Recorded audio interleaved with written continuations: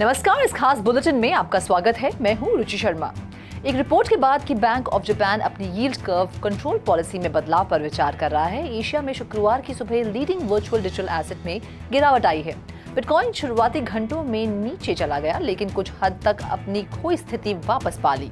ये हाल ही में 24 घंटों की तुलना में 0.27% कम होकर $29,269 पर आ गया है। मार्केट कैपिटलाइजेशन के हिसाब से सबसे बड़ी क्रिप्टो करेंसी ने गुरुवार के सेशन को यूएस सेंट्रल बैंक और फिर यूरोपियन सेंट्रल बैंक द्वारा anticipated 25 basis points interest rate hike के इफेक्ट को अब्सॉर्ब करने में बिताया। इसने मैक्रो इकोनॉमिक चैलेंजेस के बीच भी अपना रेजिलियंस बनाए रखा है, जो पहले क्रिप्टो पर भारी पड़ा था। इथेरियम ब्लॉकचेन की क्रिप्टो करेंसी इथेरियम ने भी इसी तरह का रास्ता अपनाया और हाल ही में $1,861.53 पर ट्रेड कर रही थी, जो कल के दिन से 0.46% कम है। मार्केट कैप के हिसाब से अन्य प्रमुख क्रिप्टो नेगेटिव टेरिटरी में थे। पॉपुलर मीम कॉइन, डोज और Matic smart contract platform Polygon के टोकन हाल ही में क्रमशः 2% और 2.2% कम हुए थे। स्टेलर ल्यूमन्स का XLM टोकन, जो कल के दिन डबल डिजिट में बढ़ा, 1.8% अधिक मामूली था। पिछले 24 घंटों में ग्लोबल क्रिप्टो मार्केट कैप 0.2% कम होकर $1.18 ट्रिलियन हो गई। इसी के साथ टोटल क्रिप्टो मार्केट वॉल्यूम 17.5% बढ़कर $25.88 बिलियन हो गई। DeFi का टोटल वॉल्यूम वर्तमान में $2.62 बिलियन है और सभी स्टेबल कॉइन का वॉल्यूम $23.84 बिलियन है, जो टोटल क्रिप्टो मार्केट 24 आवर्स के वॉल्यूम का क्रमशः 10.14% और 92.14% का प्रतिनिधित्व करता है। बिटकॉइन का डोमिनेंस 0.09% कम होकर 48.18% हो गया। IC15 इंडेक्स के टॉप 15 टोकन का बैरोमीटर 0.31% गिरकर 38,833 पर आ गया। एक्सपर्ट्स ने अपेक्षाकृत लो ट्रेड वॉल्यूम और रिटेल इन्वेस्टर्स के पार्टिसिपेशन पर प्रकाश डाला है, जो हाल की शॉर्ट लिव्ड रैलीज के प्रिकर्सर के रूप में वापस आ जाएगी। इसका मतलब है मार्केट जल्द ही कंसोलिडेशन फेज में प्रवेश करेगा और अगले साल के हाल्विंग तक बिटकॉइन में कोई और अधिक ड्रामेटिक रैली नहीं होगी। दूसरी ओर US equity indexes tech heavy Nasdaq composite और S&P 500 में 0.5% और 0.6% की गिरावट देखी गई। डाउ जोन्स इंडस्ट्रियल एवरेज में भी 0.7% की गिरावट आई और 3 दशकों में भी अधिक समय में इसकी सबसे लंबी जीत का सिलसिला टूट गया।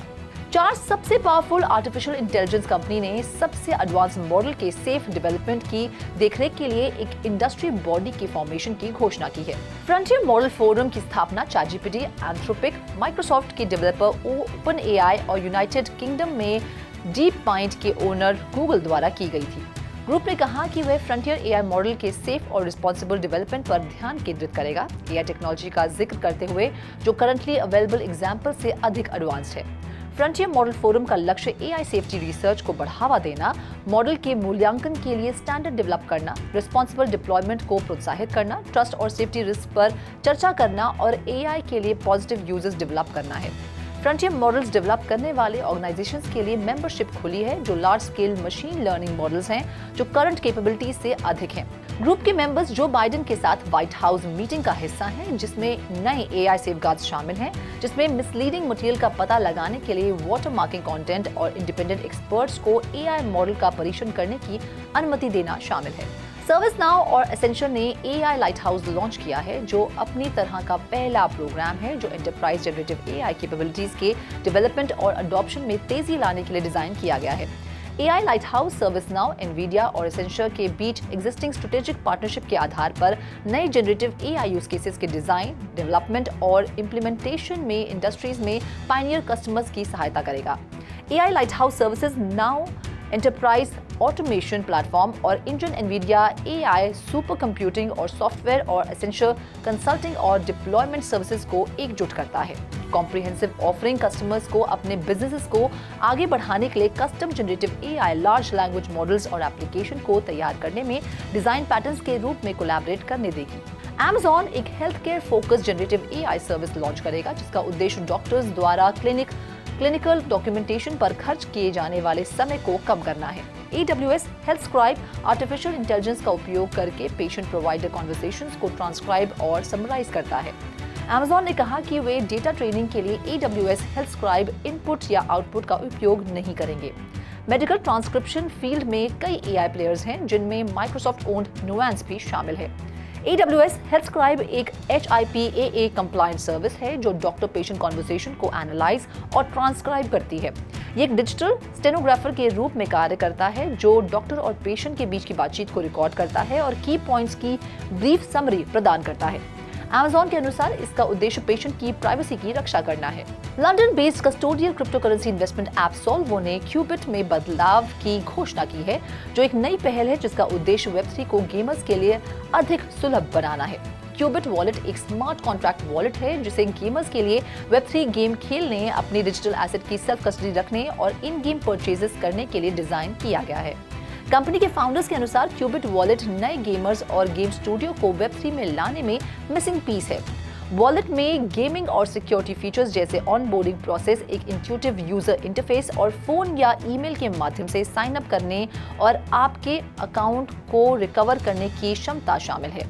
ये यूजर्स को प्राप्त करने में वेब3 गेम्स की सहायता के लिए एक सोशल लॉगिन, अकाउंट रिकवरी और सिंपल सेल्फ कस्टडी प्रदान करता है।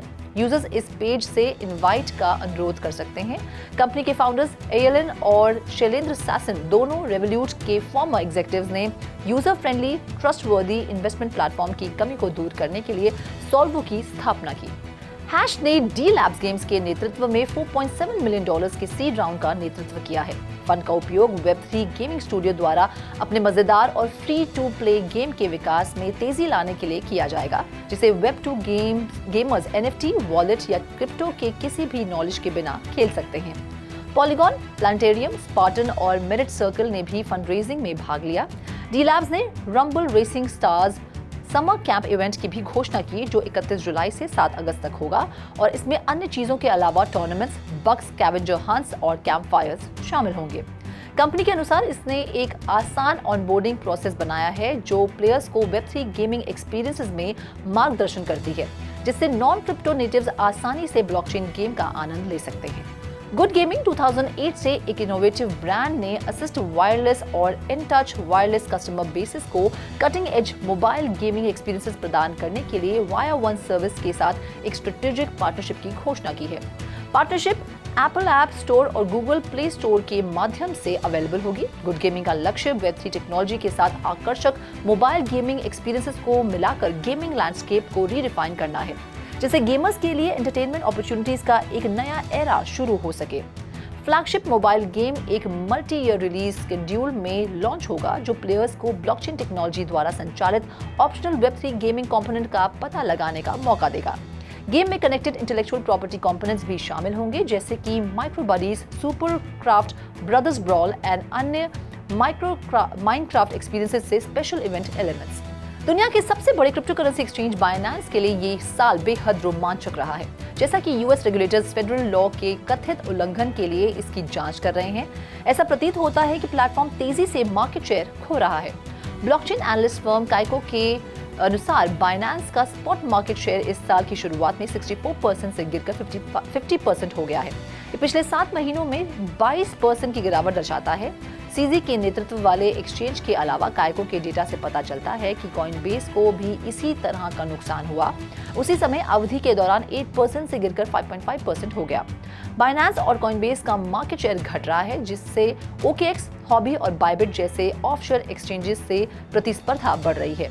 इन एक्सचेंजेस ने मार्केट शेयर हासिल किया है और विशेष रूप से एशिया में अपने फुटप्रिंट्स का विस्तार किया है। हांगकांग एक प्रोमिनेंट क्रिप्टो हब है जो बाइनेंस के लिए एक चुनौती हो सकता है अगर वो सिटी स्टेट में रिफ्यूज करता है। क्रिप्टो एक्सचेंज के खिलाफ SEC का मुकदमा हांगकांग मार्केट में मीनिंगफुल प्रेजेंस स्थापित करने की उसकी क्षमता में बाधा बन सकता है। कैमरन और टाइलर विंकलवॉस द्वारा स्थापित जेमिनाई फाउंडेशन अगले महीने अपनी फर्स्ट ट्रेडिंग कंपटीशन शुरू करने की तैयारी कर रहे हैं। इंटरनेशनल क्रिप्टो डेरिवेटिव्स एक्सचेंज का लक्ष्य कंपटीशन का लाभ उठाकर नए यूजर्स को आकर्षित करना है। 1 अगस्त 2023 को लॉन्च होने वाली Gemini leader board competition crypto traders के परफॉर्मेंस को ट्रैक करेगी और टॉप परफॉर्मिंग ट्रेडर्स को रिवॉर्ड करेगी। प्लेटफॉर्म यूनिक रूल्स, ऑब्जेक्टिव्स और ड्यूरेशन के साथ कई कॉम्पिटिशन्स की मेजबानी करेगा, जिसमें बेस्ट ट्रेडर्स को हर दिन 250 GUSD तक प्राप्त होंगे। कंपटीशन US, UK और EU के यूजर्स के लिए अवेलेबल नहीं है। ट्रेडर्स को महीने के अंत से पहले अपने डेरिवेटिव्स अकाउंट में 250 GUSD जमा करने होंगे और कंपटीशन के दौरान इसे बनाए रखना होगा। पहले कंपटीशन 31 अगस्त 2023 को समाप्त होगा। पिछले साल में जेमिनी की ट्रेडिंग वॉल्यूम में 87% से अधिक की गिरावट आई है, जो $147 मिलियन के लगभग $18 मिलियन हो गई है। एक्सचेंज के पास वर्तमान में $6.4 बिलियन मूल्य की क्रिप्टो करेंसी है। Unicorn blockchain game software Animoca Brands Hong Kong स्थित क्रिप्टो करेंसी एक्सचेंज स्टार्टअप हाई में $30 मिलियन का निवेश कर रहा है। भले ही बढ़ते रेगुलेटरी रिस्क और इकोनॉमिक अनसर्टेनिटी के कारण दुनिया भर में सिमिलर बिजनेसेस के लिए फंडिंग कम हो रही है, कंपनियों के अनुसार इन्वेस्टमेंट हाई और एनिमोका के बीच एक नई स्ट्रेटेजिक पार्टनरशिप का हिस्सा है, जो वेब3 स्पेस में सबसे एक्टिव इन्वेस्टर्स में से एक है, जो non fungible token game the sandbox के संचालन के लिए जाना जाता है। हाई की स्थापना 2021 में Crypto.com के पूर्व एग्जीक्यूटिव शॉन रैंच द्वारा की गई थी। कंपनी के मुताबिक हाई ऐप क्रिप्टो एक्सचेंज और मोबाइल बैंकिंग फीचर्स को जोड़ती है। प्लेटफॉर्म क्रिप्टो करेंसी ट्रेडिंग की सुविधा भी देता है और यूजर्स को मास्टरकार्ड डेबिट कार्ड के लिए अप्लाई करने की अनुमति देता है, जो उन्हें क्रिप्टो करेंसी पेमेंट्स करने की अनुमति देता है। ज्यादातर यूजर्स को एक इलेक्ट्रॉनिक कार्ड प्राप्त होगा, जबकि कुछ यूरोपियन कंट्रीज को एक फिजिकल कार्ड भी प्राप्त होगा। इस खास बुलेटिन में फिलहाल इतना ही। आप देखते रहिए 3.TV और ज्यादा स्टोरीज के लिए लॉग ऑन करें हमारी वेबसाइट www.3worldstv.io पर या फिर QR कोड को स्कैन करें।